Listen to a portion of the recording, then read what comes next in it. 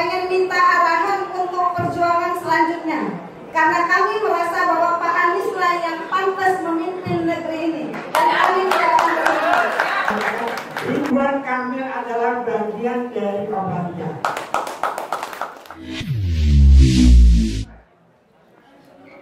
Assalamualaikum warahmatullahi wabarakatuh. Yang sama-sama kita hormati, kita banggakan Ustaz Eka Jaya, Dr. Refli Harun. Selamat datang Bang Gis Khalifah, Bang Ramadan Tuhan, dan terakhir yang mau datang Bang Gis Khalifah.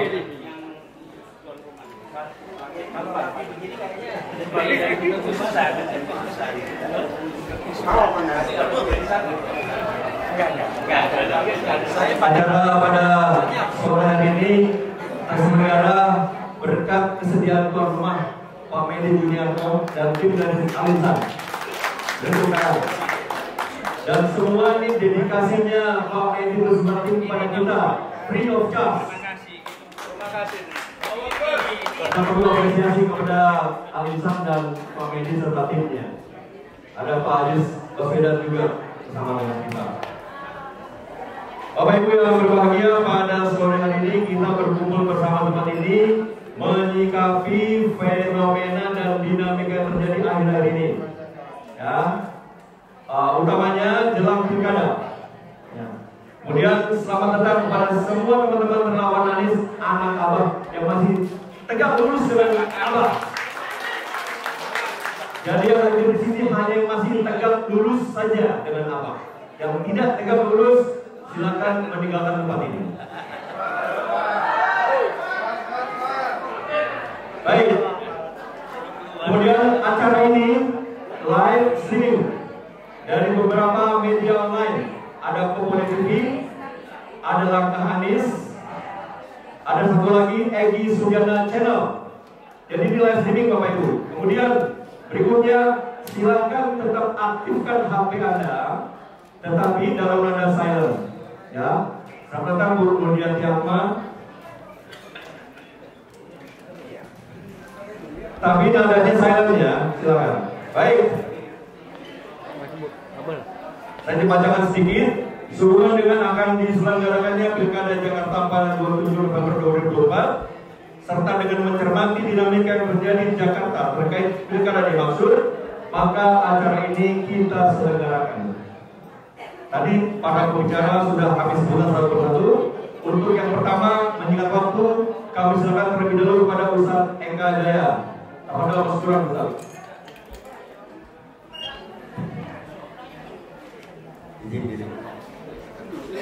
Assalamualaikum warahmatullahi wabarakatuh. Bismillahirrahmanirrahim. Alhamdulillah, salatu wassalamu ala Rasulillah wa ala alihi wasallam. Yang sama kita hormati para narasumber. Yang ini aja. Berapa lagi? Para narasumber yang hadir, ada Pak Anies Baswedan,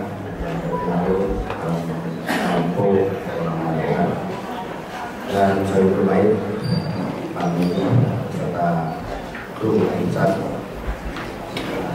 Pak Anies Baswedan selaku Presiden dan Agus sebagai moderator dan melihat yang ada dan rekan-rekan yang masih istiqomah dalam satu komando perjuangan Anies Baswedan. Ini fenomena yang luar biasa. Ahlan Bunda Mary dari Lampung luar biasa. Ya, tepuk tangan buat Bunda Mary.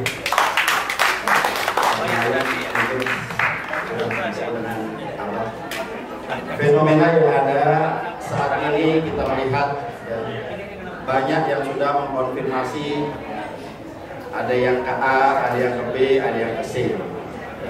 Kita bisa melihat sendiri bagaimana bisa kita katakan manuver daripada orang-orang yang terdekat sebetulnya. Betul nggak? Ini kita lihat sudah dengan gamblang, sudah dengan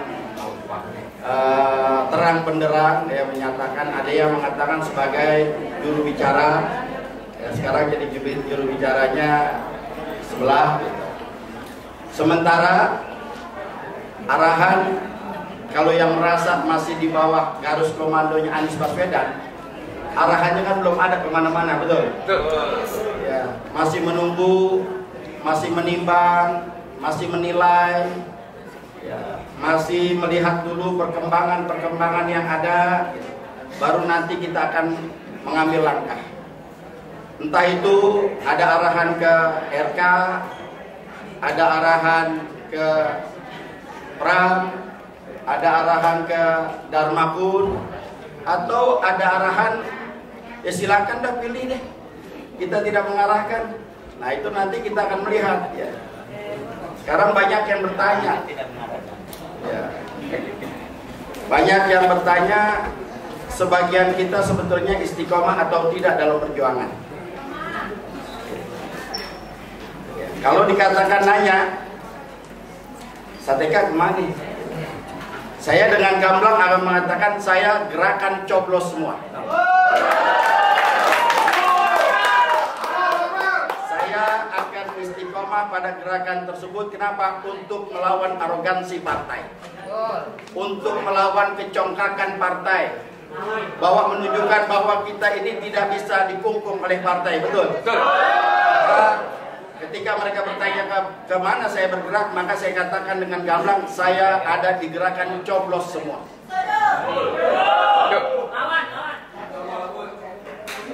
Ada yang golput, silakan nanti akan dipaparkan, baik itu nanti Bang Ges, Bang Refli atau Bang Rampung. Ya, intinya saat ini yang masih istiqomah, ya masih istiqomah di barisan Anies Baswedan, maka tunggulah apa yang akan diinstruksikan, apapun instruksinya itu, ya. Karena bagaimana juga kita mengaku anak Abah. Kalau ngaku anak Abah, maka ikuti arahan dari Abah, betul. Nah, kalau sekarang belum ada instruksi, tahu-tahu udah kemana-mana, namanya anak durhaka.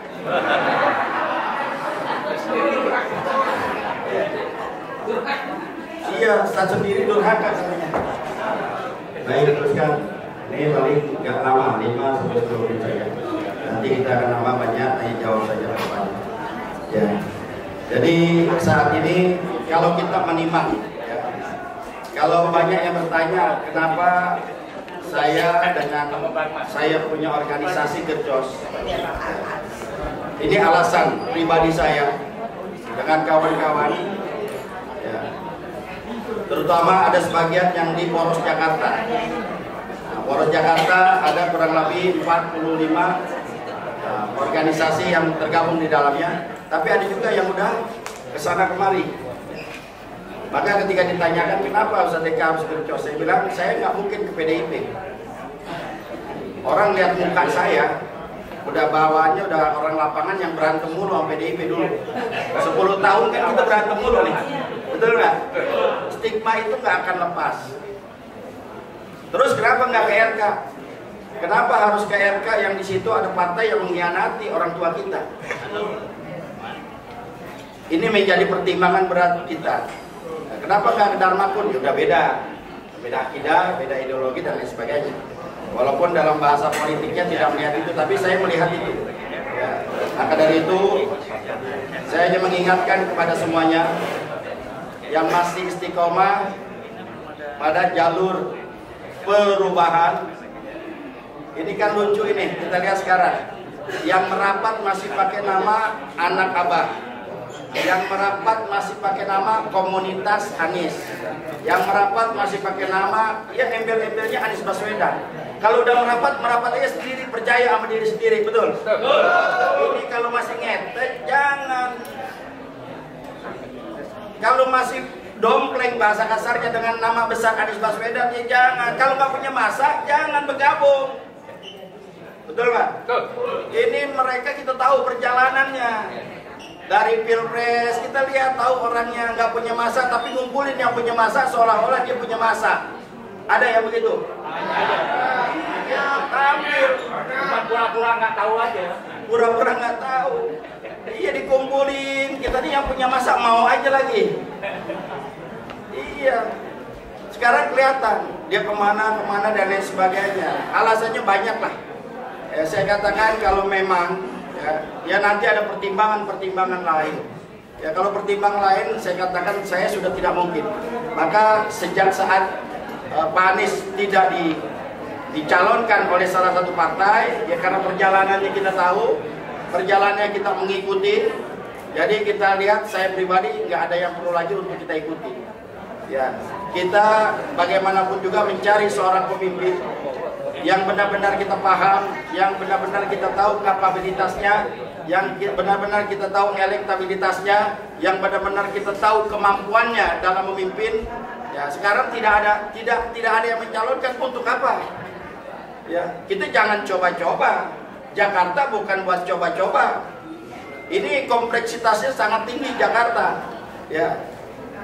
Jadi ketika ada orang yang kita anggap sebagai mumpuni, mereka mempermainkan seperti itu, maka saya katakan saya istiqomah, tidak akan kemana-mana. Ketika nanti saatnya Pak Anies menentukan, maka saya katakan kita coblos semua.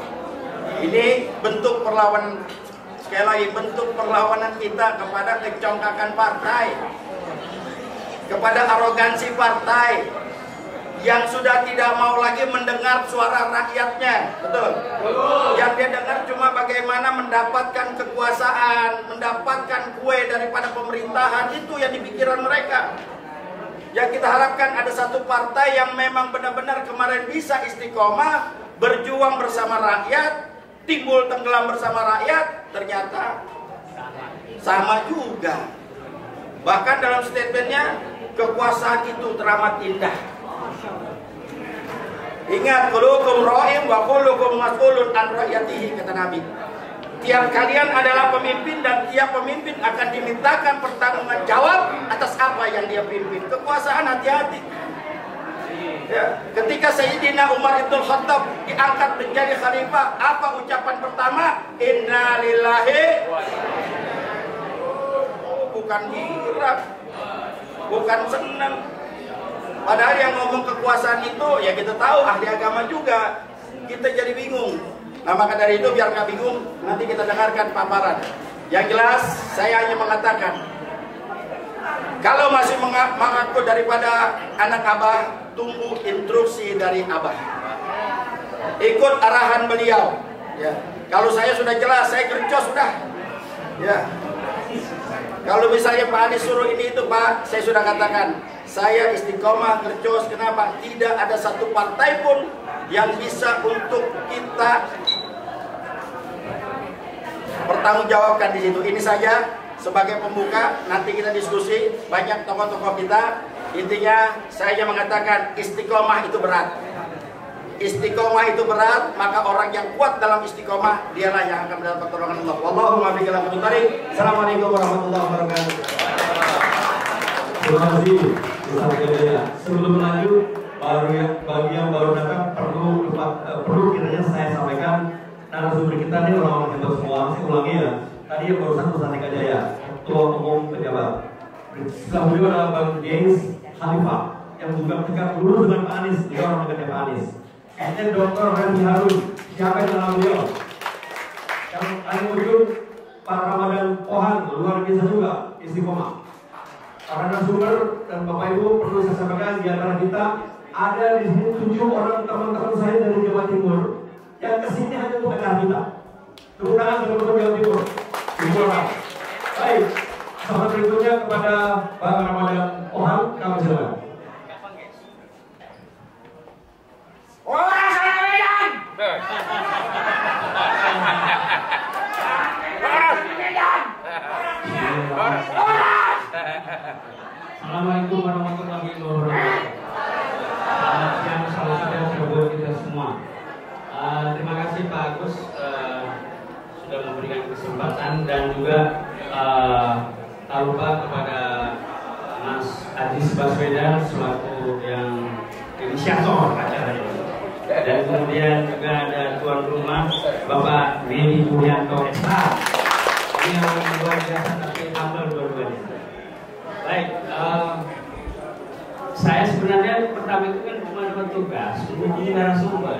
Tapi kemudian saya udah hubungi, keduanya berkenan, alhamdulillah. Tahu-taunya di situ nama saya juga ada, jadi bingung gitu ya.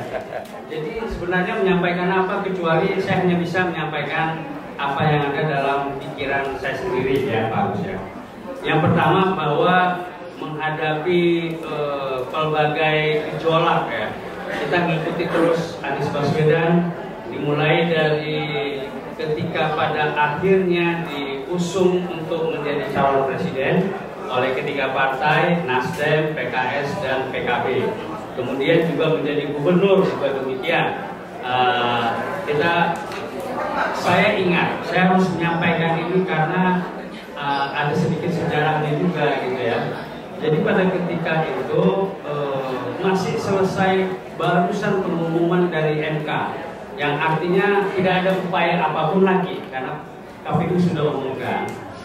Dan dari situ saya mendapatkan data dari Mas Anies bahwa terkumpul angka persisnya ya sekitar 700-an ribu dari KTP yang meminta Anies Baswedan untuk menjadi calon gubernur DKI dari independen.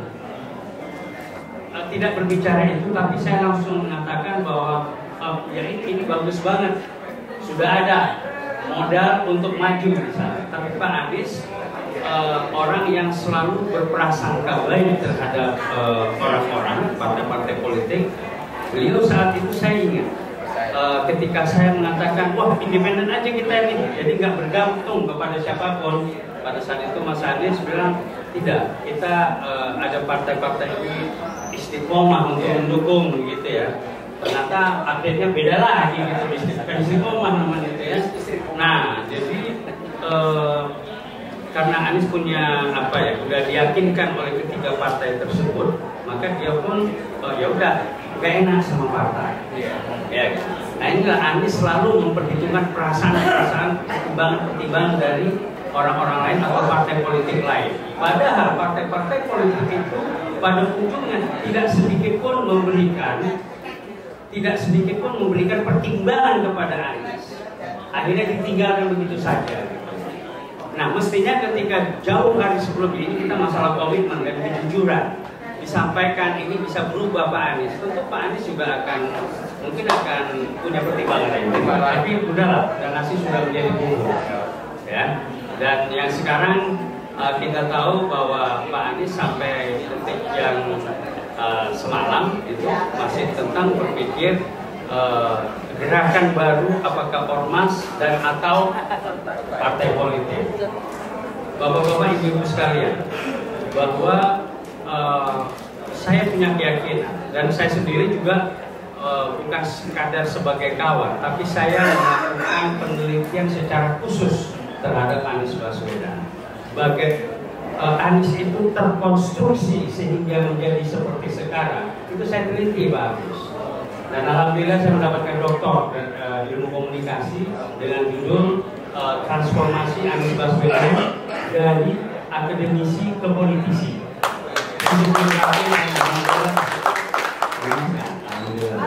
Nah, sekarang dari situ saya tahu bahwa Anies Baswedan ini apapun yang dia akan bikin itu selalu dengan pertimbangan yang sangat sungguh-sungguh. Percayalah, ini akan meledak apapun yang akan dibentuk oleh Anies nanti ketika jadi. Mungkin teman-teman menunggu kapan-kapan, tapi sekali itu udah diumumkan dan terbentuk, dan ini akan menjadi gerakan masif. Itulah yang terjadi ketika Anies Baswedan memimpin demonstrasi mahasiswa 16.000 masyarakat Yogyakarta pada tahun berapa? 94 SDSP, sumbangan dana sosial berhadiah itu adalah kiprah Anies Baswedan sehingga ditutup. Di mana akhirnya kemudian kota-kota lain bergerak dan puncaknya di Jakarta ditutup. Nah, itu luar biasa.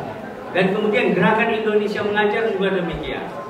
Siapa sangka tidak ada orang yang mau jadi guru, tetapi Anies Baswedan bisa menggugah perasaan dari anak-anak bangsa ini untuk memberikan sebagian kecil perjalanan hidupnya mengabdi kepada Republik dan akhirnya pada mau semuanya. Sampai kemudian itulah dia gerakan dari Anies Baswedan Indonesia Mengajar. Sukses. Kemudian juga ada kelas inspirasi juga. Mereka di kalangan profesi dan ini masih seluruh Indonesia. Dan Anies tidak mengetahui bahwa saya secara diam-diam mengagumi konsepnya itu, dan kemudian saya pun menjadi salah seorang guru dari kelas inspirasi tadi, mengajar anak SD di tempat yang terbelakang. Ya karena saya melihat bahwa ini luar biasa. Saya juga mau dong Pak Agus, dalam perjalanan hidup saya bisa beramal jariah kepada orang-orang yang membutuhkan seperti itu.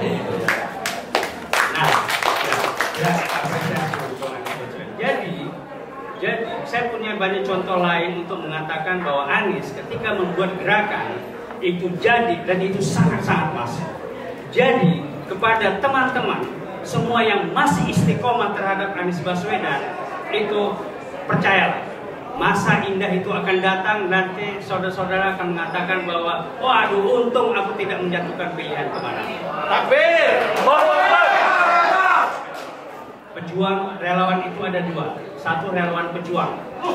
Relawan pejuang itu mempunyai ideologi dan mempunyai pemimpin. Itulah dia Anies Baswedan.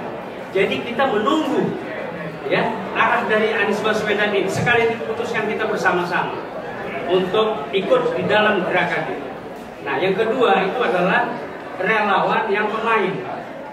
Kalau nggak main, wah nggak sor barangku gitu ya. Dia harus main gitu. Nah, relawan pemain ini imamnya, leadernya banyak Pak. Kadang-kadang Pak Agus, kadang-kadang Pak Medi, kadang-kadang siapa aja gitu ya. Nah, kalau kita tidak sampai detik ini kita kepada Anies Baswedan, sampai seterusnya insya Allah kita juga bersama Anies Baswedan. Dan kita tidak akan pindah.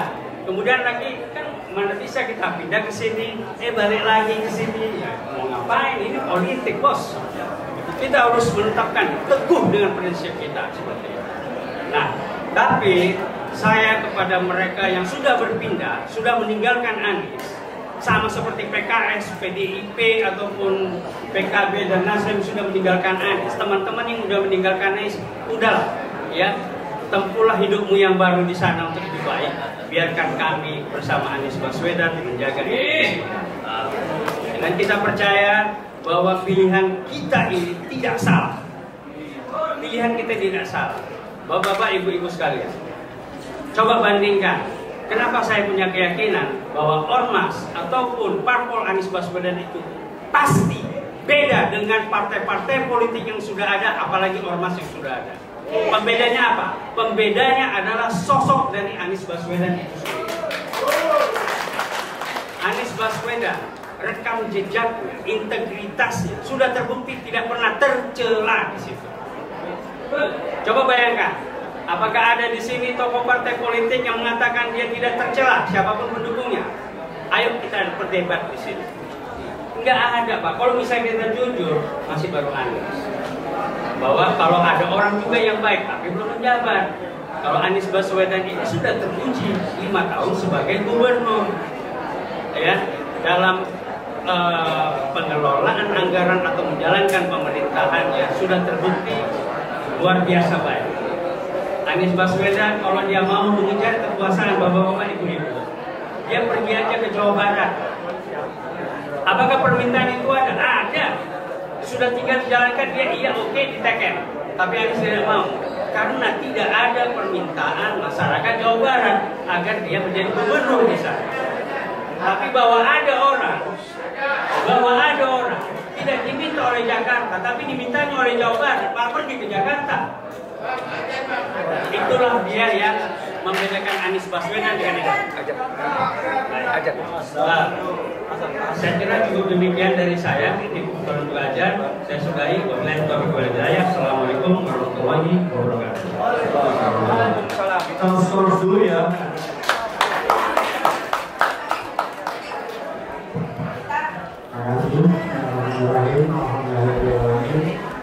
Assalamualaikum warahmatullahi wabarakatuh.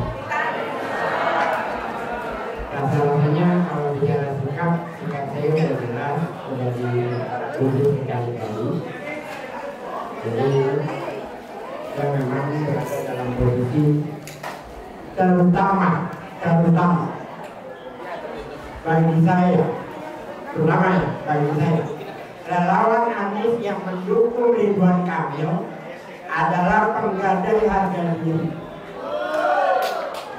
pertama, Ridwan Kamil adalah bagian dari operasi jahat.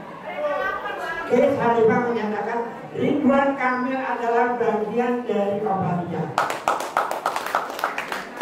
Dia sangat tidak layak, tidak pantas untuk dipilih karena dia bagian dari partai-partai itu. Dia tidak akan berani maju di Jakarta kalau Anies Baswedan tetap maju. Itu sudah saya nyatakan dari tanggal 20. Jadi bukan baru, bahkan sebelum pencegahan itu berasa.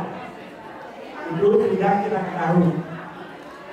Jadi relawan-relawan yang menyatakan kepada Ridwan Kamil, saya katakan mereka mohon maaf agak kasar, tapi harus dengan kasar, tidak lebih hanya seorang pelajur. Kalau tidak suka, tidak puas hadapi Kees Khalifah, buat berdiskusi, saya bentangkan semuanya. Yang kedua, teman-teman semua, mungkin pernah dengar, pernah lihat mubahala saya di TV. Pernah lihat pada saat saya menantang dari partai PKS untuk mubahala di Ainus TV. Lalu dia katakan Anda harus mubahala ke pemimpinnya. Sesungguhnya bahwa pemimpinnya itu sudah saya ajak mubahala lebih dahulu. Namanya Abu Bakar Al-Habsyi. Dia adalah bagian dalam dari semua ini. Abu Bakar Al-Habsyi adalah bagian dari kejahatan. Dia adalah dalam dari semua ini, dia PKS. Dan saya harap PKS segera memecat nama saya. Saya berharap kalau tidak, ya siap-siap PKS menerima hukumannya dari kita semua. Mantap. Teman-teman semua, kita sudah rasakan apa yang terjadi sekarang ini. Sesungguhnya bukan hal yang tidak terprediksi, sudah terprediksi. Padahal saya diskusi dengan Refli Harun, di forumnya sama, rakyat bersuara. Saya mengatakan bahwa proses yang busuk akan menghasilkan yang busuk pula. Saat itu Pilpres baru saja selesai. Saya katakan Pilpres itu prosesnya busuk, maka akan menghasilkan hal yang busuk pula. Busuknya sekarang ini sudah terlihat. Bagaimana mereka melakukan penjagalan terhadap Anies Baswedan. Itu adalah salah satu kebusukan.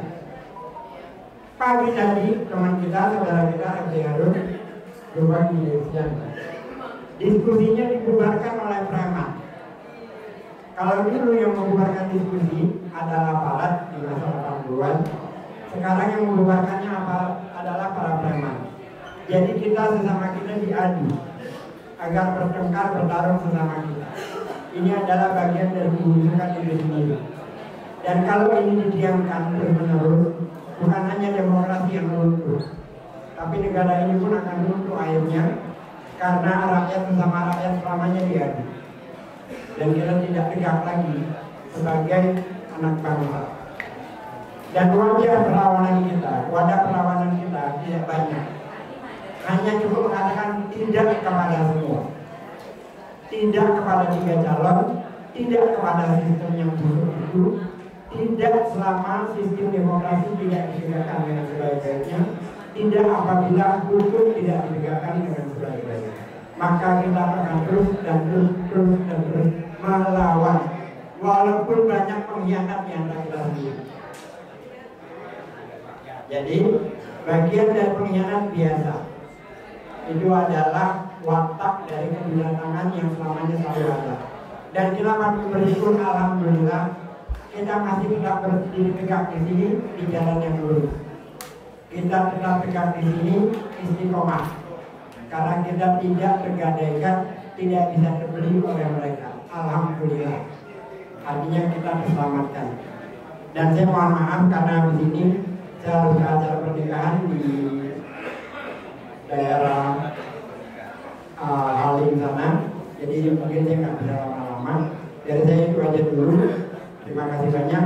Assalamualaikum warahmatullahi wabarakatuh. Terima kasih bagi Kees Khalifah. Narasumber pamungkas kita Dr. Refli Harun. Silakan Pak Refli. Kerencanas. Karena sebenarnya mungkin ya, kita nggak ada pengajian amal juga. Saya minta bisa nggak ibu yang mengambil perempuan untuk dia ini. Jadi harus dari saya. Masuk laki-laki yang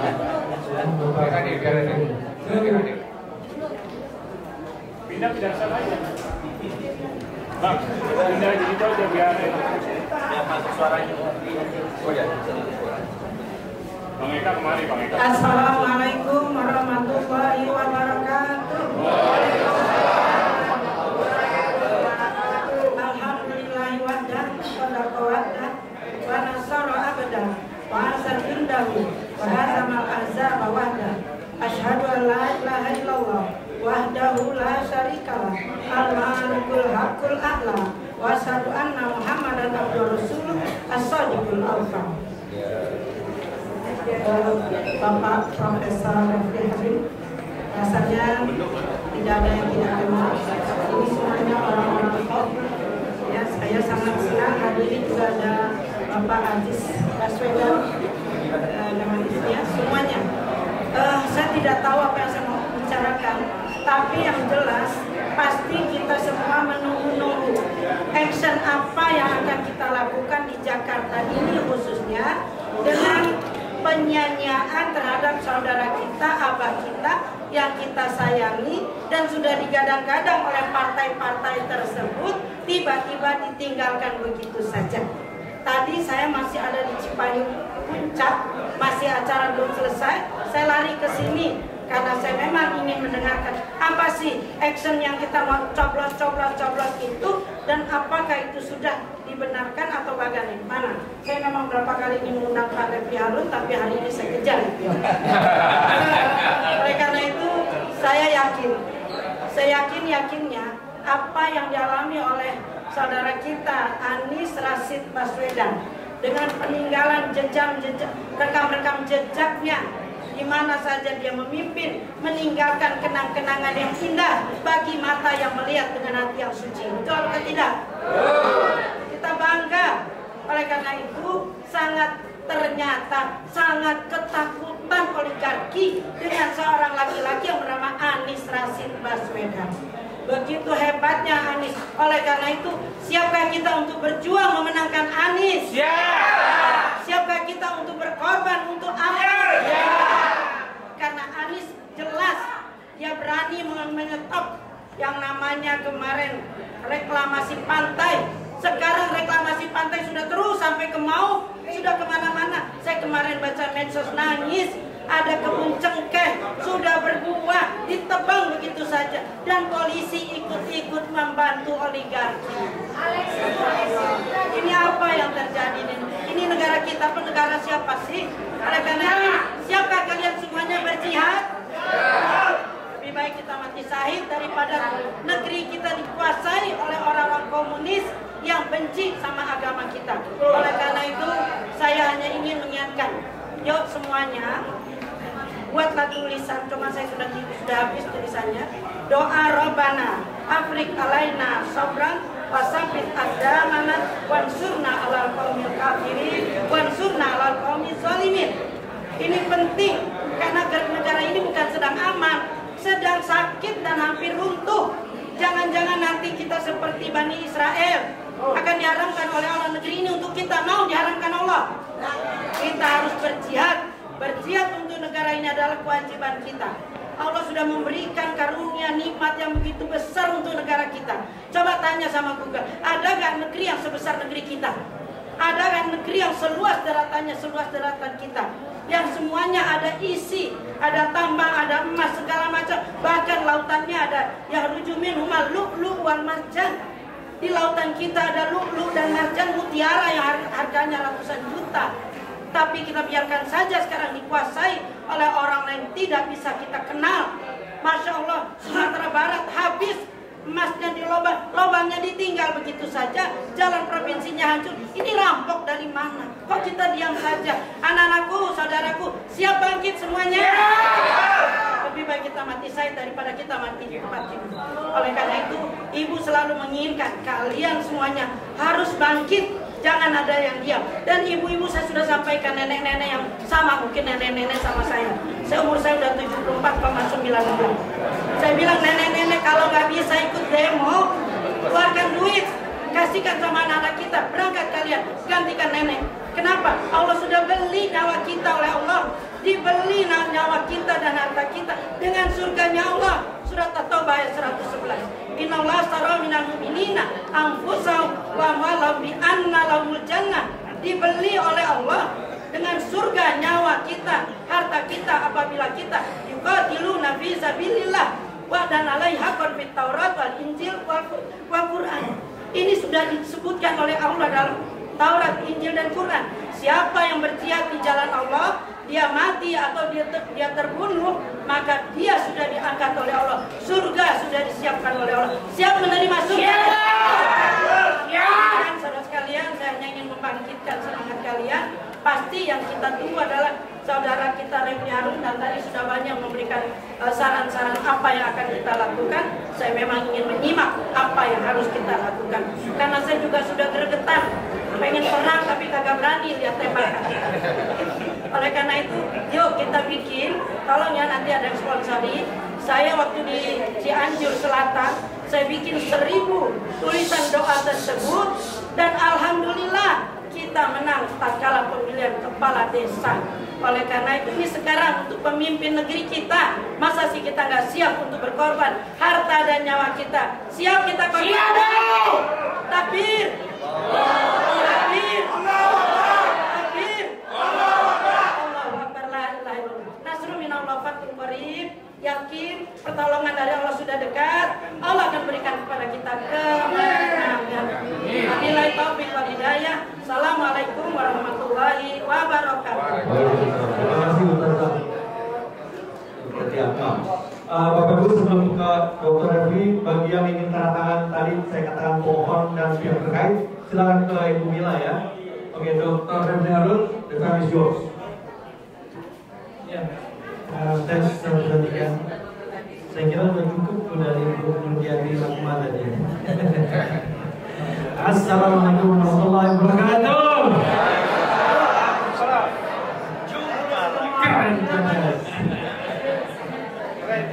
Keren. Kawan-kawan semua, saya tidak ingin menyenangkan kawan-kawan semua ya. Yang ingin saya lakukan adalah memberikan perspektif apa yang sebaiknya kita lakukan untuk konteks pilkada DKI ya. Jadi sekarang ini sedang berproses permohonan di Mahkamah Konstitusi yang meminta agar selain kolom yang berisi calon 1, 2, dan 3 itu ada kolom kosong. Nah, permohonan itu sudah disidangkan di pemeriksaan pendahuluan. Kalau misalnya kawan-kawan berminat, ya kita bisa minta MK untuk mempercepat putusan ini dengan mengajukan amicus curiae dan lain sebagainya, apapun itu, sehingga nanti ada kesempatan bagi KPUD untuk membuat surat suara yang 4 kolom tersebut. Kolom 1 kita sudah tahu kan, pasangan Rakus ya kan, Ridwan Kamil dan Suswono. Yang kedua Darmakun, yang ketiga pasangan Parno. Itu memang Parno kan, Pranowo Ano kan, dan Prabowo Karno, jadi pasangan Parno. Nah, yang keempat, kita berharap nanti putusannya itu ada kolom kosong. Kalau ada kolom kosong, kawan-kawan semua ibu dan sekalian, maka yang terjadi nanti adalah kalau kolom kosong ini memenangkan pilkada DKI, maka pilkadanya insya Allah diulang tahun berikutnya. Ya, jadi ya diulang tahun berikutnya. Jadi mereka-mereka yang kalah ini ada 2 kemungkinan, apakah boleh dicalonkan lagi atau tidak boleh. Itu bergantung pada putusan Mahkamah Konstitusi. Peluang gimana? Nah, kalau soal peluang kan selalu 50-50. Kalau tidak dikabulkan ya ditolak. Tetapi maksud saya baiknya kita tunggu itu, jangan sampai kita buru-buru. Sahabat peradilan ya? Ya, amicus curiae ya. Nah, yang kedua adalah pakai skenario. Bagaimana kalau tidak ada putusan tersebut? Atau bagaimana kalau putusan tersebut tidak dibacakan sebelum pencoblosan atau sebelum pembuatan surat suara? Maka saya ingin menyampaikan ya nanti ya, semua kebagian nanti.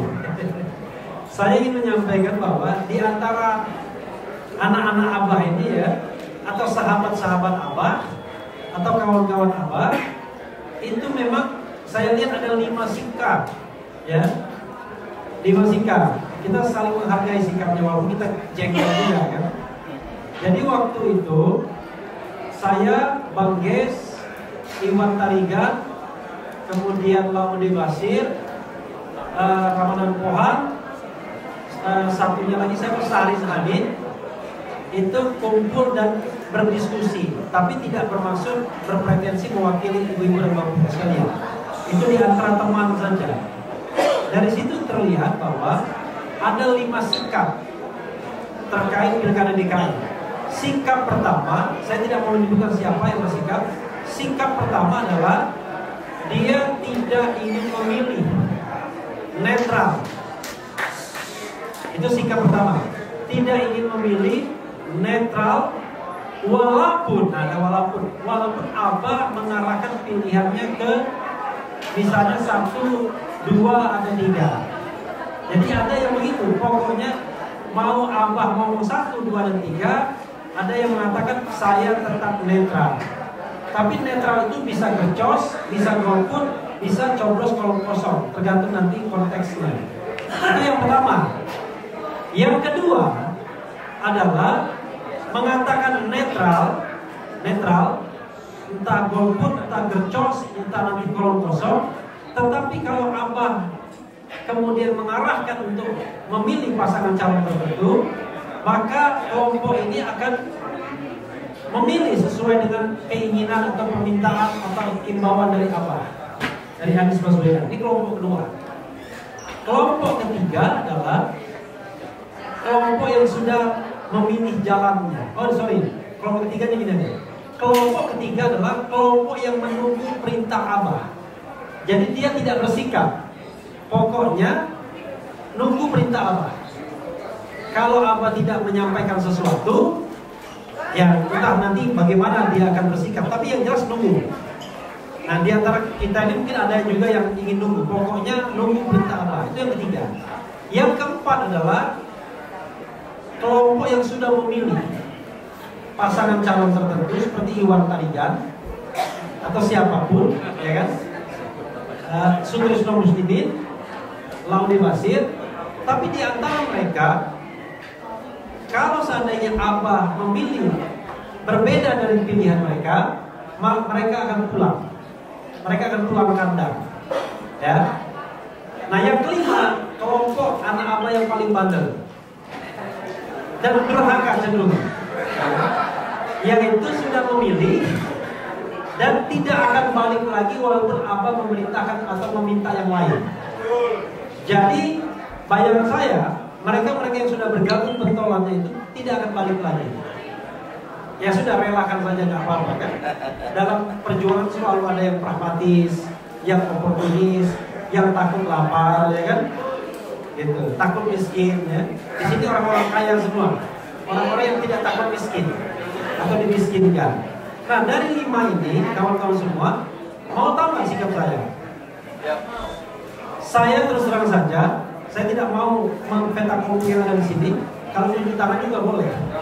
Saya memilih yang pertama, yaitu saya memilih netral.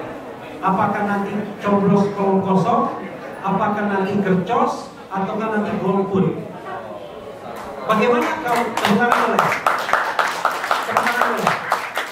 bagaimana kalau Abah Anies kemudian tiba-tiba mendukung salah satu pasangan calon?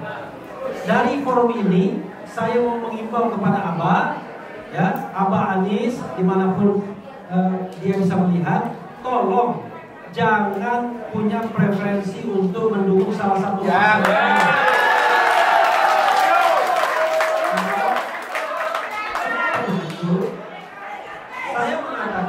kawan-kawan semua, 3 pasangan ini tidak punya yang namanya basis moral ground untuk menjadi pemimpin, termasuk pemimpin Jakarta. Kalau kita lihat satu-satu misalnya, pasangan Rakus, ya kan Ridwan Kamil, Suzono kan, itu hasil dari konspirasi jahat demokrasi. Bagaimana mungkin kita mendukungnya, ya kan? Dia dengan cara Rakus mengambil semua partai politik dengan maksud agar tidak ada partai politik yang bisa mengajukan calon lagi ketika thresholdnya masih 20% kursi dan 25% suara. Karena itu saya mengatakan ini orang yang kehilangan moral ground, orang yang takut berkompetisi secara fair, mau datang ke Jakarta kalau lawan kuatnya nggak ada, ya kan? Coba bayangkan, padahal kalau ada lawan kuat tumbang dia. Karena itu pasti saya tidak akan memilih nomor 1. Bagaimana dengan nomor 2? Yang namanya menjadi calon independen atau perseorangan itu adalah hak setiap warga negara. Kalau dalam konteks Jakarta, hak warga Jakarta.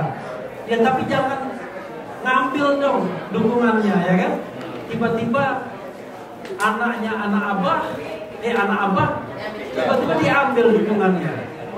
Dan seperti ada konspirasi yang ingin meloloskan pasangannya seperti skenario di Solo agar tidak melawan kota kosong. Karena kalau melawan kota kosong, khawatir kalah sama kota kosong seperti di Makassar. Maka kemudian yang namanya calon independen ini diloloskan agar pasangan pertama tadi tidak melawan kota kosong. Ternyata setelah mereka menjalankan skenario itu, ada putusan Mahkamah Konstitusi, kita tahu pada tanggal 20 Agustus kemarin yang kemudian memancing demonstrasi besar-besaran, dan akhirnya ada satu partai yang bisa mencalonkan. Kita hormati PDIP ketika dia mencalonkan kadernya sendiri, karena itu adalah hak politik dia. Tetapi ya jangan Abah dijadikan alat tukar tambah dong, ya kan? Ya kan? Kalau Anies Baswedan dijadikan alat tukar tambah, pura-pura diusung, kemudian akhirnya ditendang, kan sakit hati kita jadinya. Iya kan? Karena itu saya menganggap bahwa yang ketiga pun tidak memiliki moral ground. Ya. Ini bukan pengacau tadi, bukan. Dia tidak punya moral ground untuk kemudian memimpin Jakarta. Apalagi setelah ditunjuk sebagai calon, dia lapor kepada bosnya, Mr. Mulyono. Aduh, yang saya.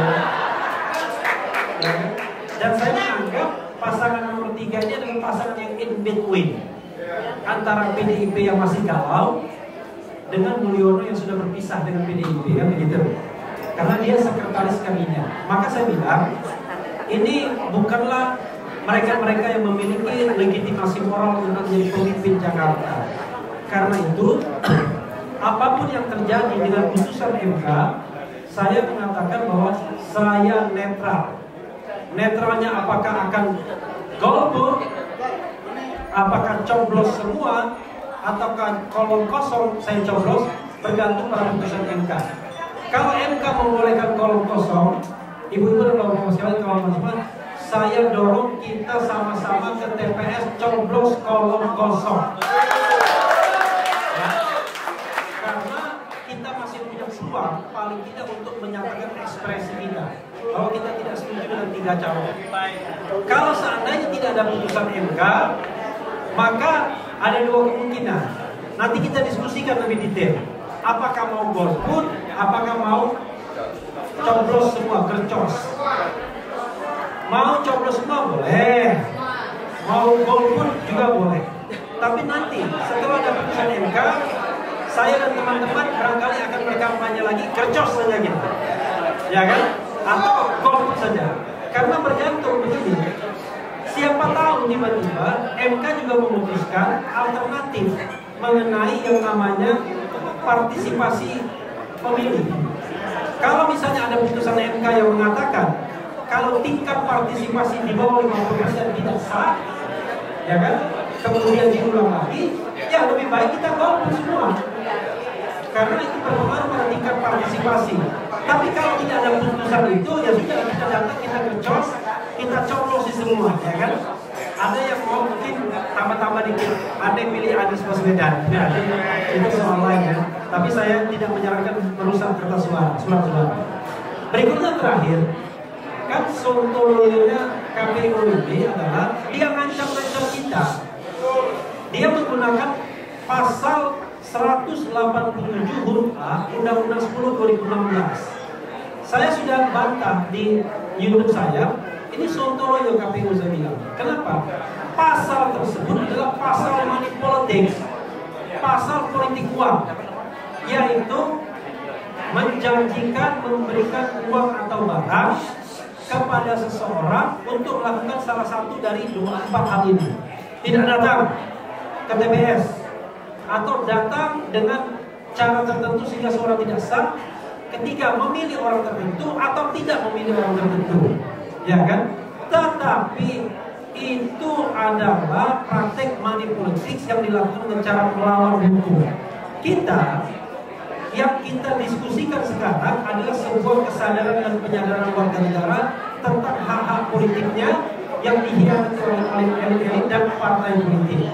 Karena itu sah saya katakan ketika kita berkampanye mengenai golput, gercos atau coblos-coblos. Jangan khawatir.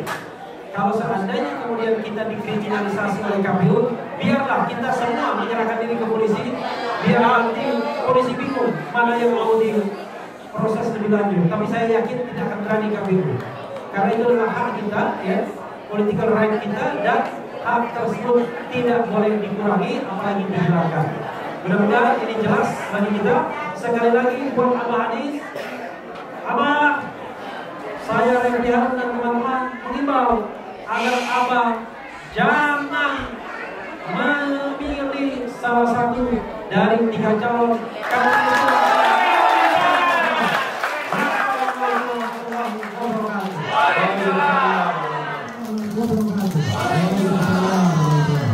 Baik, sekarang tanya jawab 3 orang dulu. Yang mau tanya jawab silakan, 3 orang. 1 Bapak, ada 1, 2, 1 lagi. Bapak, silakan Pak. Assalamualaikum warahmatullahi wabarakatuh. Terima kasih Pak Agus. Kami dari kelompok GPI Gerakan Perubahan Indonesia. Ini bukan abang-abang, tapi masalah informasinya dari Agus Baswedan.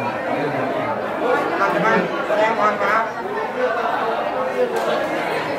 Saya mohon maaf kalau dari ruangan karena saya sedang tempat dari Jawab satu ke saya.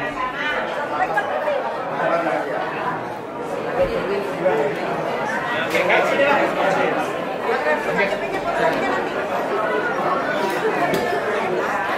Oke, Pak. Ya, oke. Pak.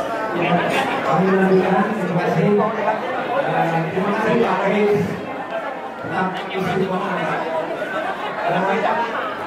Ini kami sudah minta tolong yang lainnya Bapak Ibu mohon jangan bicara masing-masing. Biar teman kita bertanya dulu ya. Ketiga. Ini kalau saya sudah dari dulu. Ini Gerakan Perubahan dan ini Pak Anies Abah. Jadi saya sejak MK kami dirikan gerakan ini untuk perubahan Indonesia dan sampai hari ini saya banyak Abah. Pak langsung pertanyaan aja Pak. Pertanyaannya sesuai dengan paparan dari semua narasumber ini, kami ingin bertanya. Memang tadi ada semacam kriminalisasi oleh KPU. Tapi kami tidak takut bahwa gerakan coblos semua itu bangunannya adalah hak untuk berpolitikan. Tapi yang jelas pertanyaannya, apakah nanti apa ini mau bikin partai atau ormas yang pertama? Satu aja Pak. Apa pertanyaan apakah Abang bikin ormas atau partai? Ya. Cukup ya Pak ya. Terima kasih. Yang kedua dari di belakang. Ya silakan. Tolong mikrofonnya disampaikan ke belakang. Minta tolong bantuan ya Bapak-bapak. Pertanyaan pertama tadi Pak Anies bikin ormas atau partai? Oke. Yang kedua. Ya.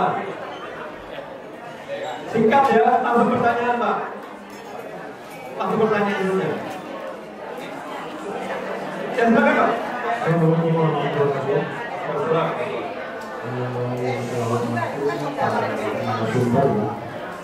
Pertama perjuangan apa namanya kerugian sebelum satu, tapi tidak mengurangi rasa hormat saya kepada semuanya. Pak, nama dari mana Pak? Nama siapa? Nama saya Haris, saya dari Priok. Oke, Utara. Yang saya mau tanyakan itu, sampai saat ini mungkin kita belum tahu bahwa arah kota kosong ini mana. Itu pertama. Arah kota kosong sampai hari ini kita mau jualkan, berarti kan pasti ada output. Kalau outputnya itu akan mengatakan kami untuk memperjuangkan abadi harga mati Anies Baswedan akan menang di 2025. Itu. Oke. Yang kedua saya curiga sama Pak Anies Baswedan. Saya curiga. Kenapa sampai hari ini dia tidak masuk dalam ranah KPK? Berarti abadi terlalu luntur itu. Itu curiga saya. Karena biasanya Pak Mulyono dia sandra itu elit politiknya kan KPK. Artinya KPK hari ini sebagai alat untuk mengkebiri elit politik, untuk menganalisis, memperjuangkan, mengkebiri hak-hak masyarakat DKI dan nasional. Itu yang kedua. Pertanyaannya Pak. Bentar. Pertanyaan yang kedua adalah kepada Pak Raffi Harun, ya. Pertanyaan saya adalah Anda hari ini kami tetap satu komando dengan apa? Yang menjadi pertanyaan lagi grassroots, bagaimana nasib rekan-rekan pasca apa tidak lagi menjadi presiden? Saya berharap apapun itu pasal 33 Undang-Undang Dasar 1945 menjadi standar pergerakan kita ke depan, karena di grassroots pasal 33 ini menjadi bumerang. Buat Abang Anies, saya berharap akan ada pergerakan untuk memperjuangkan pasal 33 itu. Sekian dan terima kasih. Oke, terima kasih Pak. Yang terakhir Bapak di depan tadi.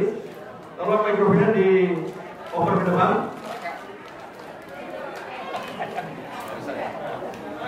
Ini. Ya, silakan Pak. Nama dan pertanyaan Pak. Ya, assalamualaikum warahmatullahi wabarakatuh. Saya akan bisa dari ini Filipina. Kalau dari ya, yang saya di sini saya sekitar KPK kasus. Kenapa? Kalau golput kita sudah tahu pasti akan dikurangi. Apalagi waktu diberikan banyak saksi di pilkada ini mungkin saksinya tidak ada. Kalau kita golput atau tidak mencoblos itu akan disalahgunakan, pasti akan disalahgunakan. Tetapi market itu bagikan kartus jika tidak coblos itu lebih bagus. Jadi saya sarankan untuk kawan-kawan untuk anak-anak abah lebih bagus kita gardos saja, gerakan coblos semua. Itu aja.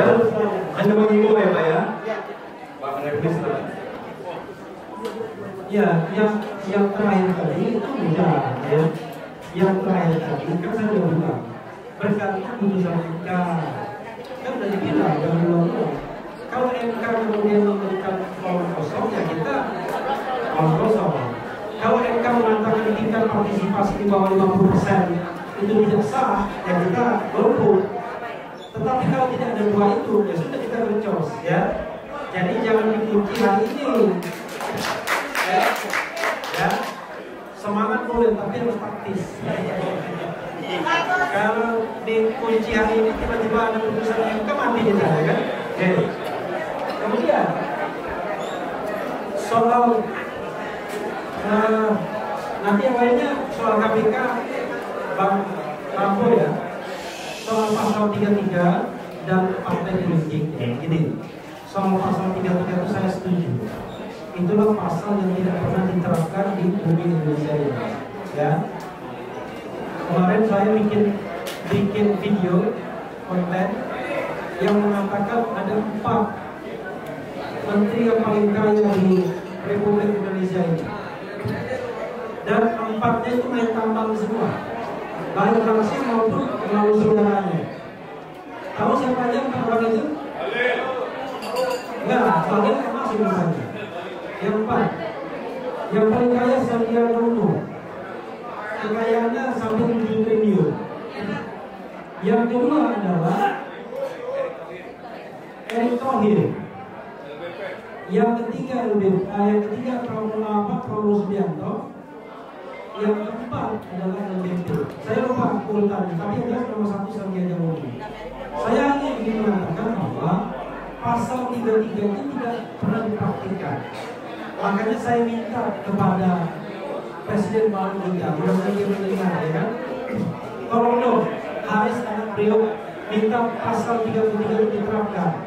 Bumi, air, dan kekayaan alam yang terkandung di dalamnya dikuasai oleh negara dan digunakan sebesar-besarnya untuk kemakmuran rakyat.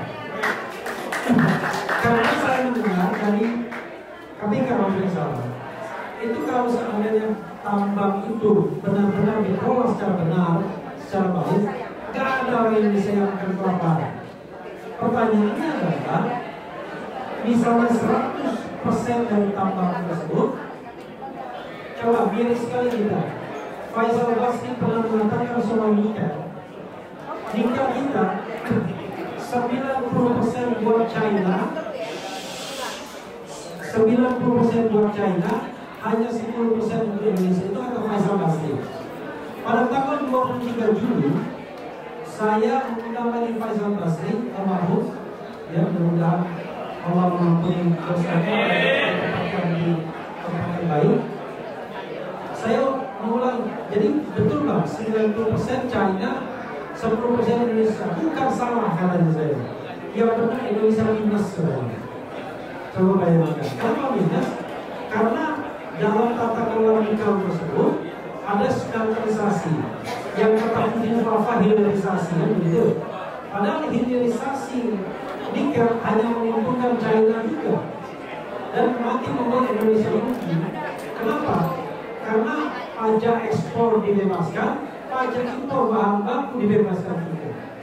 Karena itu tata kelola nikel di Indonesia membuat kita minus, bukan plus. Bayangkan, padahal nikel itu luar biasa Indonesia ini. Sehingga saya setuju dengan yang namanya pasal 33. Itulah perjuangan kita.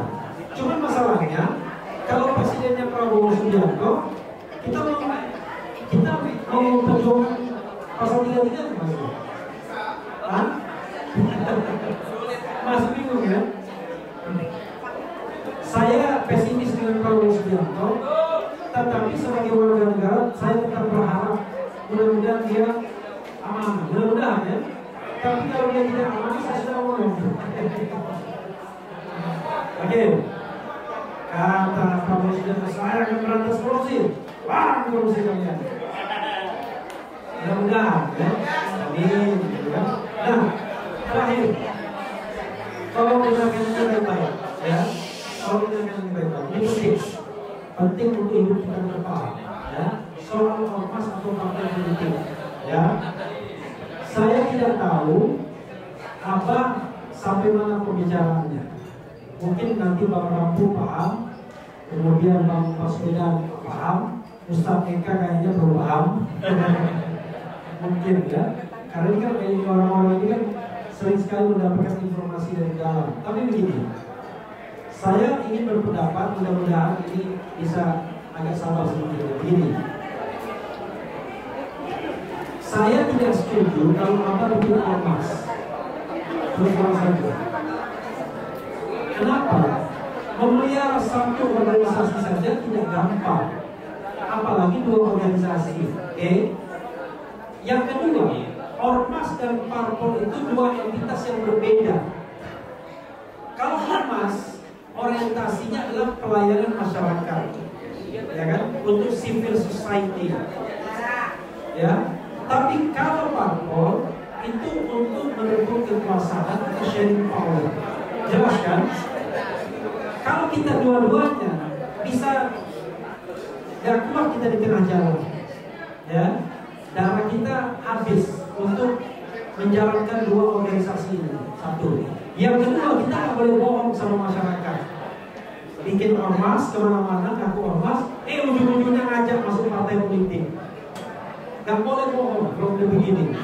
Jangan seperti partai yang ngomong, ya kan? Begitu kemudian orang dijadikan partai politik langsung mundur semua. Kontra kami kan partai politik. Karena itu apel saya kepada Abah, udahlah, lupakanlah masa lalu. Masa lalu itu adalah panggung-panggung besar ketika bisa bicara di mana-mana. Kalau pilpres, panggung itu memang disediakan. Tetapi kalau sudah menjadi uang swasta, masa kita menciptakan panggung di mana-mana? Dari mana uangnya? Dari mana biayanya? Sehingga yang terjadi adalah tidak produktif. Maka apel saya adalah harusnya apa bisa mendeklarasikan partai politik bila perlu tanggal 20 Oktober nanti. Tetapi partai politik apa yang mau dibangun? Saya mengatakan begini, mungkin teman-teman sekalian ada yang suka yang tidak.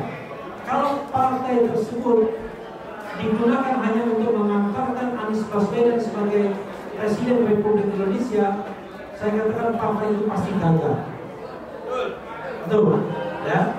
Saya jelaskan nanti. Yang kedua, kalau partai itu berharap sumbangan dari para cukong, partai itu pasti gagal. Karena ada 1 triliun, 2 triliun biaya, pasti gagal. Yang ketiga, kalau partai itu dimaksudkan untuk memproduksi sebanyak-banyaknya, pasti gagal juga. Oke, saya yang ketiga dulu. Begini, kawan-kawan semua. Yang namanya politik kita ini kotornya minta ampun. Orang seperti Bu Nurdiati Akmal hanya bisa melawan 1 kali saja pemilu. Berikutnya agak berat. Kenapa? 3 miliar, 4 miliar, 5 miliar, 20 miliar. Bisa dibayangkan, kalau orang berkompetisi harus mengeluarkan puluhan miliar, sudah pasti korup, dia tidak akan mampu. Masa partai perubahan hanya menghasilkan orang-orang korup? Karena kita ingin kursi sebanyak-banyaknya. Kalau kita ingin kursi sebanyak-banyaknya, pastilah kita akan approach orang-orang berduit semua. Gak ada idealisme apa-apa, yang penting berduit. Yang penting dia tokoh-tokoh di tempat sana dan banyak duitnya.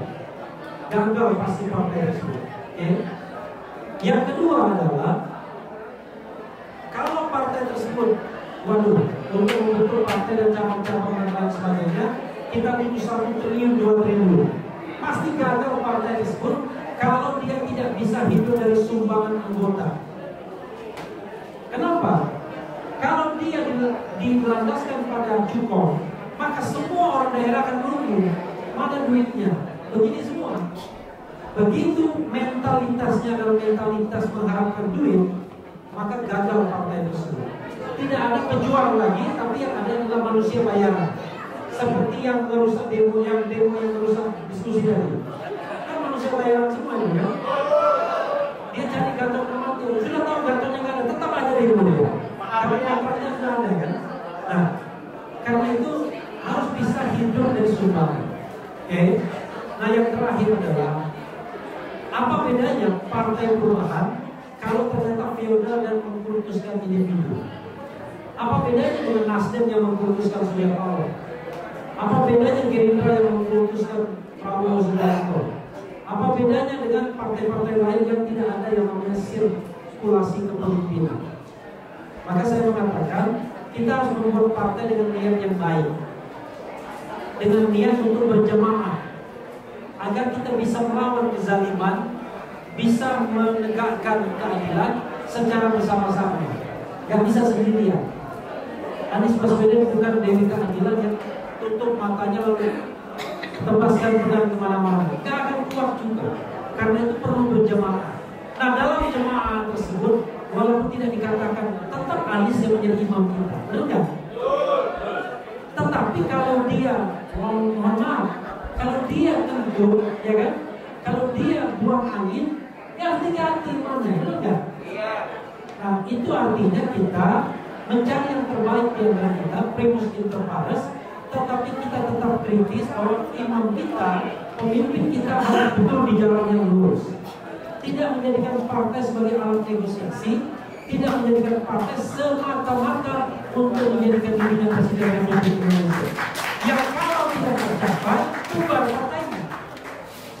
Saya yang menginginkan bahwa partai itu adalah alat perjuangan kita, alat kita untuk mendapatkan ridho dunia dan akhirat. Orang mengatakan makin berat republik ini, makin berat makin banyak pahalanya, ya kan? Karena di dalam kesulitan itu ada berjuang. Kalau jalan yang mulus semua nggak akan ada berjuang. Kita harapkan nanti kalau tidak di dunia di akhirat kita mendapatkan surga. Jadi kalau rumah sekali lagi saya ambil daripada nggak usah bikin mas dulu, ya kan?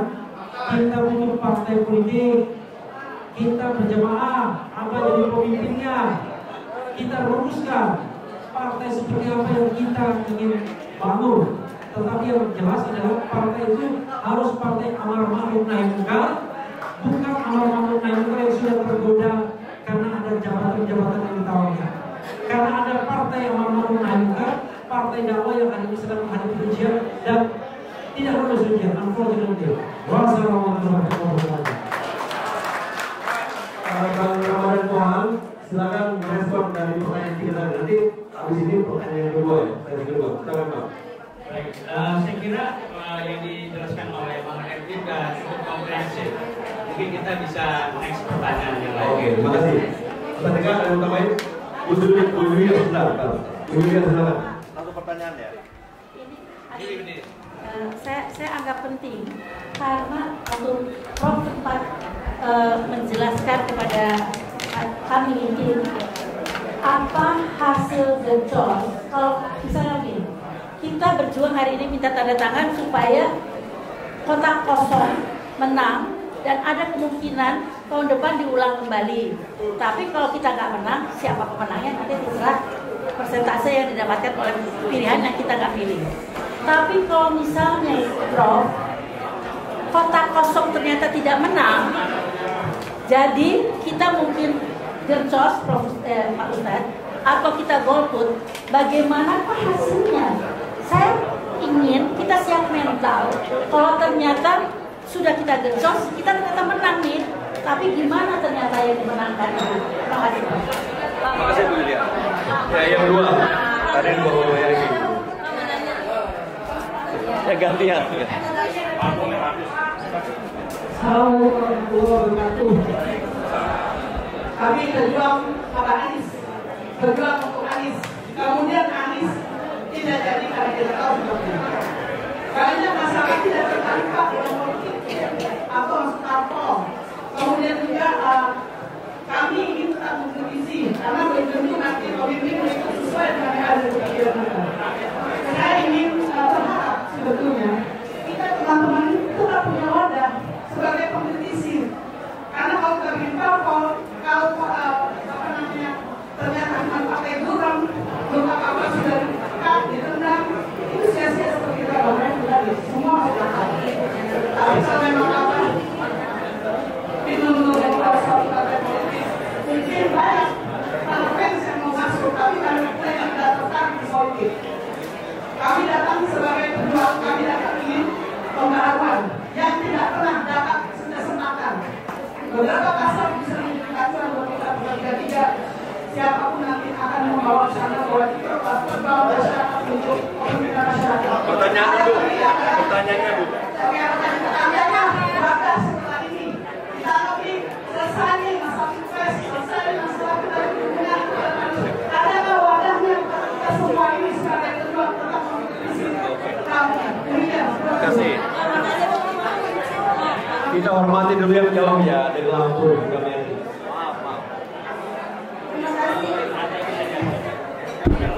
Assalamualaikum warahmatullahi wabarakatuh. Langsung saja.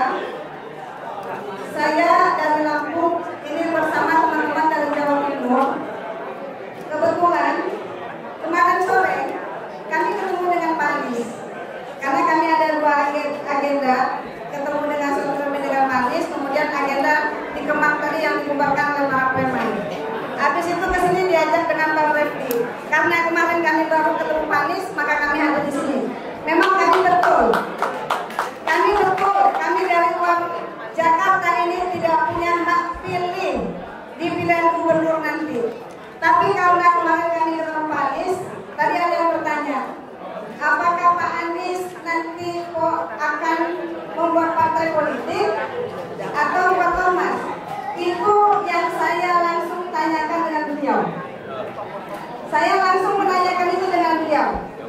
Pak Anies, kami datang dari daerah, pengen minta arahan untuk perjuangan selanjutnya. Karena kami merasa bahwa Pak Anies lah yang pantas memimpin negeri ini. Dan kami tidak akan berhenti. Terus, saya minta arahan. Apa yang harus kami lakukan?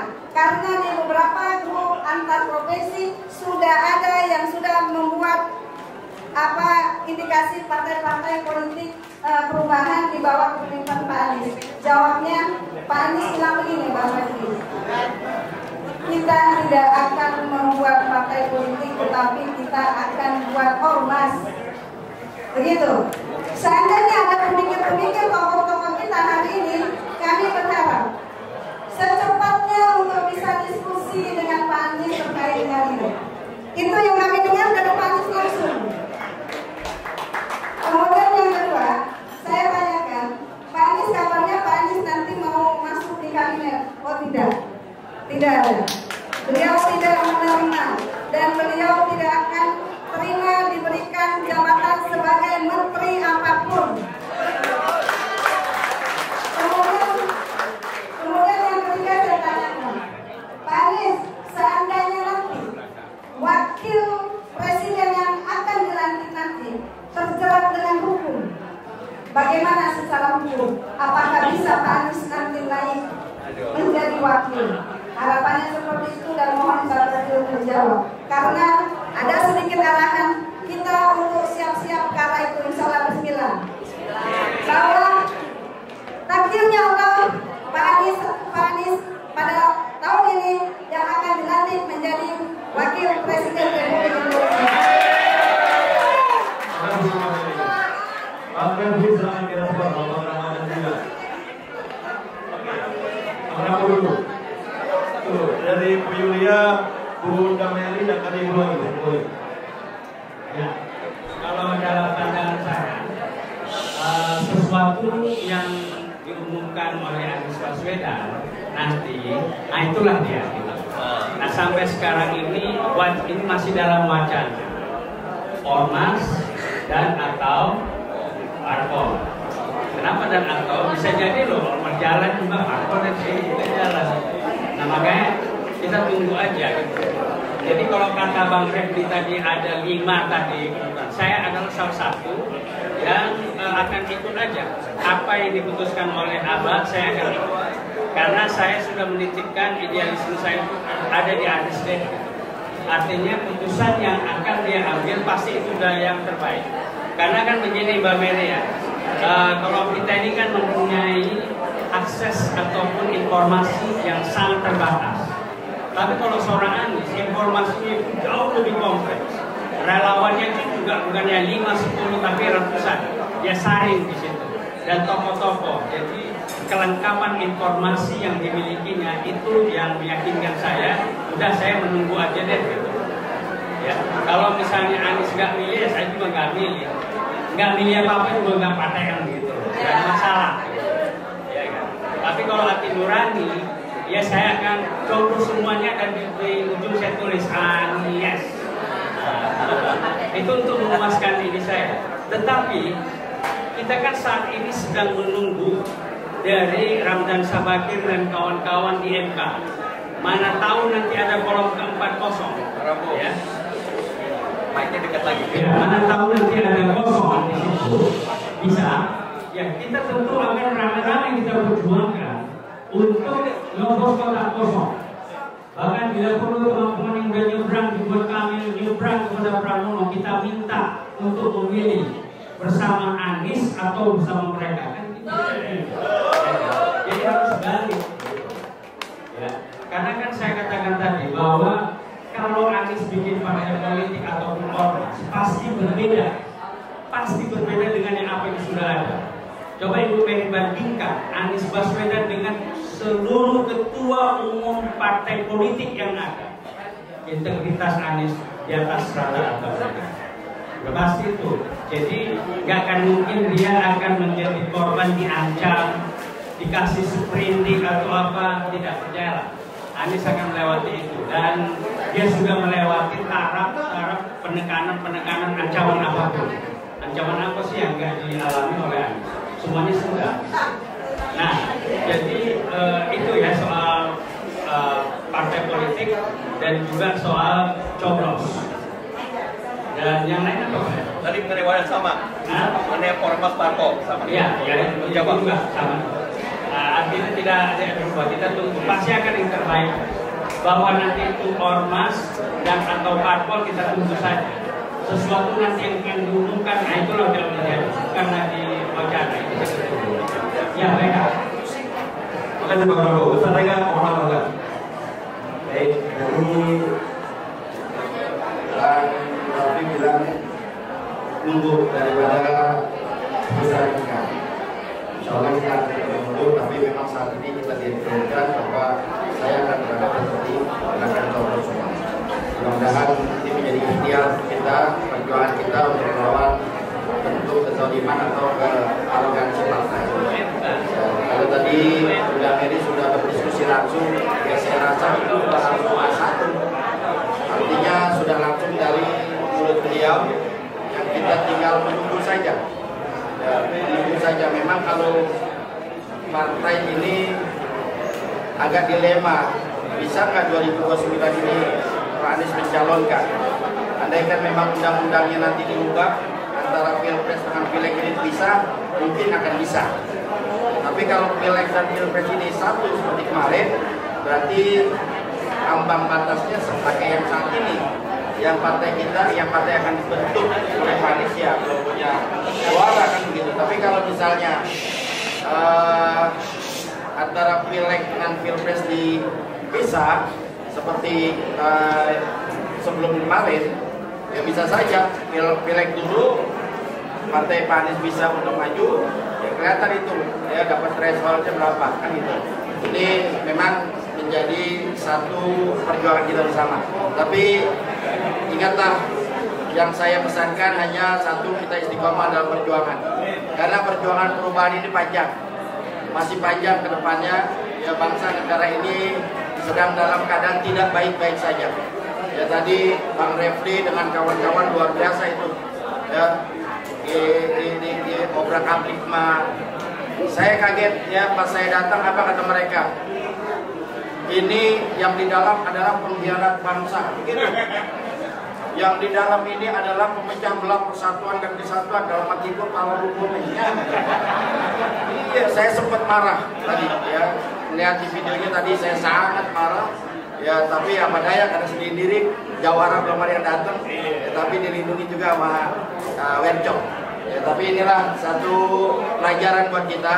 Sekali lagi perjuangan ini butuh pengorbanan. Perjuangan ini butuh segalanya.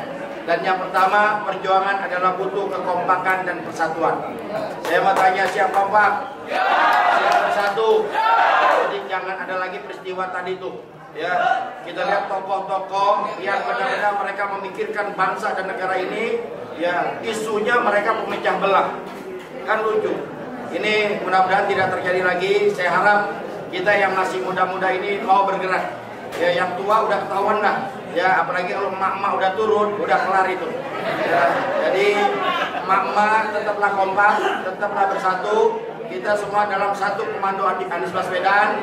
Kedepannya seperti apa? Ikutin arahan. Siapa ikut arahan? Ya. Baik, ini saja tambahan. Sekali lagi, jaga kekompakan, jaga ukhuwah. Terima kasih. Baik, terakhir kita dengar respon dari Bang Refli. Bapak Ibu maaf, kita punya tetangga ada komplain setengah 5 baru setelah. Kita masih ada satu pers conference. Jadi Bang Refli silakan. Iya, saya jawab yang bisa saya jawab. Soal wakil presiden itu begini. Bu apa? Itu dengan saya jawab dari sisi idealisme dulu. Kira-kira apakah ibu berpikir bahwa Prabowo dan Anies itu air yang bisa disambungkan? Kalau saya mengatakan air yang sumbernya dari kecurangan pemilu, masa kita hidup? Makanya saya orang mengatakan satu-satunya barangkali sampai saat ini saya tidak akan ikut apapun yang ditawarkan oleh Prabowo dan Gibran. Prabowo dan Gibran. Jadi tidak akan. Insya Allah istiqomah. Kenapa? Karena saya punya pikiran arah menghubungnya, ya, arah menghubungnya kita mencampur adukan tadi air kotor dan air bersih. Yang kedua, arah menghubungnya kita mendukung atau mengendorse pemimpin yang melakukan cara curang. Nah, cuma sebagai warga negara kan tidak mungkin kita bawa senjata memberontak dan lain sebagainya.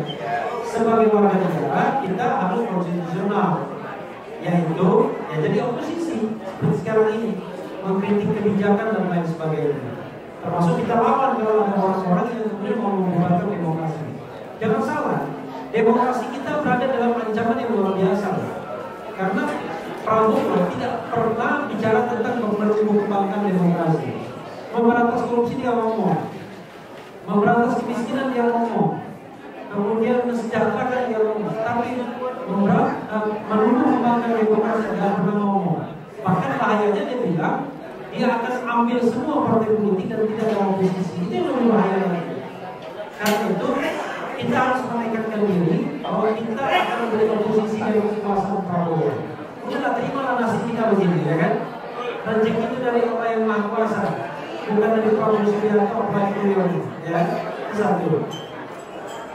Yang kedua adalah saya sudah menyampaikan juga dari ketua protokol bahwa yang namanya UFAPA itu bisa tidak dilantik berdasarkan hukum, ya, by law, yaitu pasal 169 huruf J Undang-Undang Nomor 2017 tentang Pemilu. Undang-undang itu mengatakan bahwa kalau seseorang atau calon presiden wakil presiden itu pernah melakukan perbuatan tercela, maka tidak lagi memenuhi syarat. Pertanyaannya adalah dites apakah UFAPA itu perbuatan tercela atau tidak. Nah, ya kan? Karena itu saya tadi ngajak protokol untuk kita ke MPR, meminta MPR untuk tidak melantik Gibran Raka Buming Raka. Berdasarkan ketentuan pasal 169 huruf C Undang-Undang Nomor 2017 tentang Pemilu. Pertanyaannya adalah, kalau seandainya tidak ada kerukunan politik ternyata Gibran yang tidak dilantik, siapa calon wakil presiden? Baik konstitusi, Prabowo Subianto akan mengajukan 2 calon dan 1 calon akan dipilih oleh Majelis Permusyawaratan Rakyat untuk menjadi pendamping Prabowo Subianto. Dan saya tidak berharap salah satunya dengan Anies Baswedan. Karena saya tidak pernah berpikir bahwa kalau begitu nanti kita bingung, ya kan? Mengkritik Anies, mengkritik pemerintahan ada Anies, ya kan? Padahal pemerintahannya nggak benar misalnya. Lebih baik sudahlah, terimalah kodrat kita, jangan seperti partai pendukung perubahan, ya kan? Ya saya mau bersatu karena itu saya melipir ke istana, udahlah ya. Kita harus konsisten untuk menerima kodrat bahwa kita kalah, kita gentle dan kita beroposisi. Itu sikap saya, ya. Jangan berpikir bahwa kita akan mendapatkan kekuasaan. Rezeki Tuhan yang akan mengatur, bukan Prabowo Subianto. Yang kedua, yang ketiga, soal partai tadi, gini. Partai itu bagi saya tidak ada yang buruk, tidak ada yang tidak buruk. Kalau mau jujur, tidak ada partai yang hari ini berhasil. Semua partai itu korup, semua partai itu tidak menjalankan amanah. Saya tidak bangga menjadi anggota salah satu partai politik walaupun menang pemilu. Karena kita tahu menang dengan cara curang. Apa yang menyebabkan menang dengan cara curang? Begitu kan? Kita ingin menang dengan cara beradab. Makanya ke depan nanti salah satu yang ingin saya sampaikan ke tokoh-tokoh dan juga perjuangan ke depan, mudahkanlah dan murahkanlah pemilu itu. Mudahkanlah dan murahkanlah pemilu itu. Sehingga nanti orang seperti saya dan bapak-bapak ibu di kalian sini bisa menjadi calon anggota DPR. Karena nggak perlu bayar 2 miliar, 3 miliar, 4 miliar, cukup menggunakan pada KTP dan kemudian daftar event selesai. Kok bisa begitu? Begini, teman-teman sekalian, saya punya ide ke depan. Kalau kita menghindari money politik dan lain sebagainya, maka larang kampanye yang berhadapan seperti ini.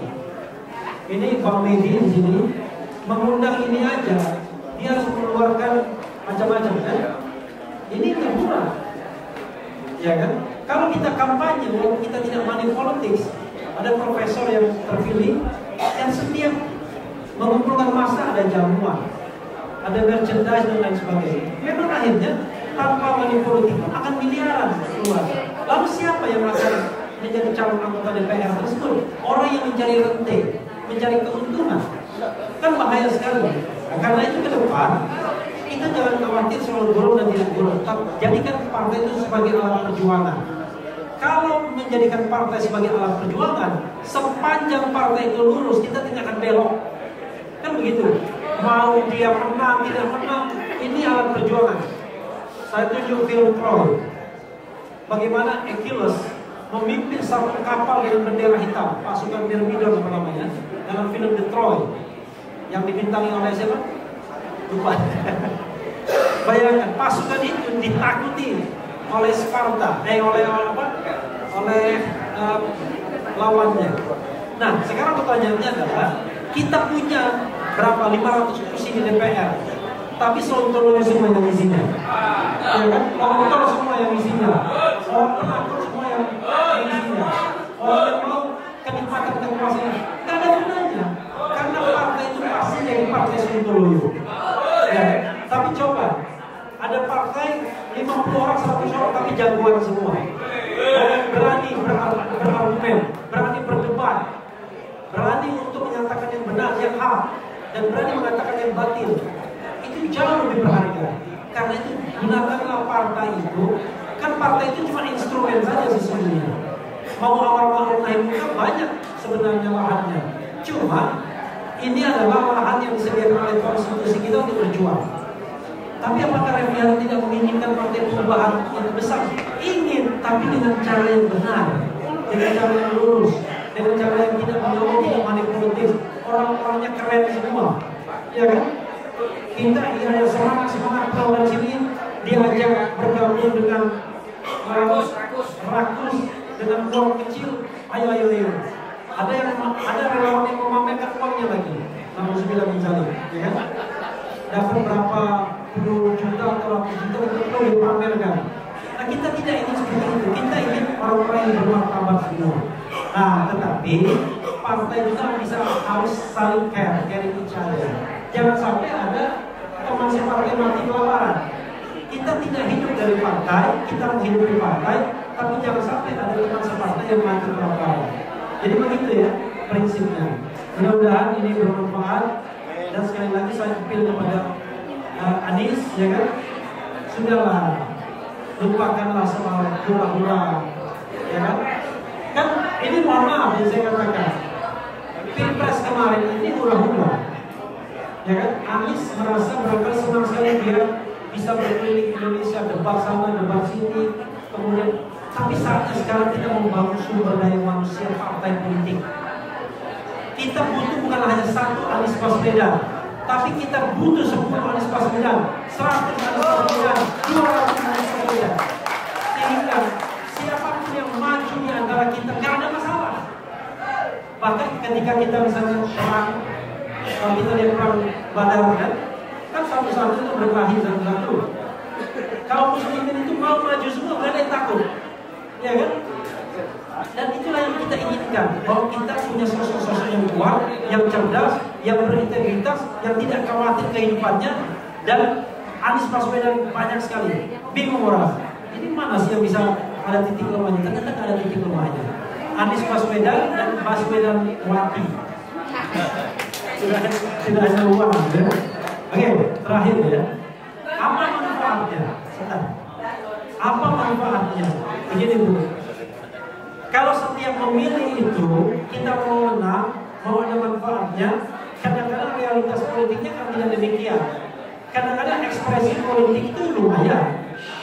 Saya kasih contoh, kalau ada putusan MK kita nyoblos kolom kosong dan menang ada manfaatnya, yaitu pilkada tahun depan Anies bisa nyalon, gitu kan? Kalau tidak ada putusan MK, kita kercos, kita golput, tetap saja memang 1, 2, 3 itu menang salah satunya. Tetapi paling tidak kita menunjukkan kepada mereka kami tidak tergoda untuk ikut mereka seperti teman-teman kita Iwan Kanzat melalui Wasir untuk kita orang yang tidak suka, kita orang yang tidak takut miskin dan tidak takut lapar. Wassalamualaikum warahmatullahi wabarakatuh.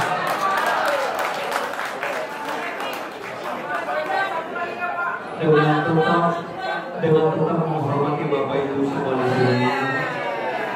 Tapi kami mohon maaf, Bapak Ibu, Pak Medi sebagai tuan rumah, Pak Aziz, Pak Barmasya, kita punya tetangga di sini. Kami sudah dikomplain karena ramainya parkir. Oleh karena itu, dengan tetap menghormati Bapak Ibu, setelah ini selesai boleh berlanjut. Tapi kita tutup dulu. Dengan tetap menghormati Ibu, saya mohon maaf. Terima kasih atas semuanya. Habis ini silakan kalau bertanya secara pribadi ya. Assalamualaikum warahmatullahi wabarakatuh.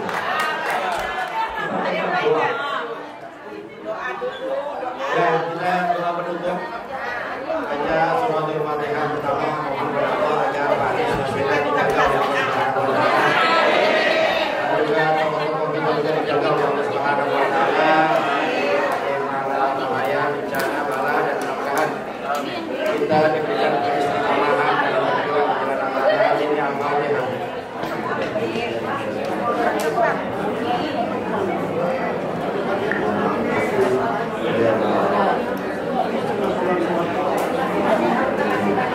Bismillahirrahmanirrahim. Alhamdulillahirabbil alamin. Allahumma shalli wa sallim ala sayyidina Muhammad wa ala ali sayyidina Muhammad. Allahumma inna nas'aluka al-'afwa wal 'afiyah salamatan daimah fid dini wad dunya wal akhirah. Allahumma a'inna ala dzikrika wa syukrika wa husna ibadatik. Allahumma a'inna al-haqqa haqqan warzuqna ittiba'ah wa arina al-batila batilan warzuqna. Allahumma afriq alaina sabran wa tsabbit aqdamana wansurna 'alal qaumil kafirin wansurna 'alal qaumil munafiqin wansurna 'alal qaumil zalimin wansurna 'alal qaumil fasiqin. Allahumma bihaqqil Fatihah wa basyiril Fatihah wa bi karamatil Fatihah wa bi mu'jizatil Fatihah ya farijal ham wa ya kasifal gham ya man li abdihi yakbir wa yarham. Allahumma ya dafi'a bala'i Allah ya dafi'a bala'i ya Rahman ya dafi'a bala'i ya Rahim. Dibandingkan dakwahum biha subhanakallahumma wa la ilaha illa salam wa akhiru da'wahum alhamdulillahi rabbil alamin.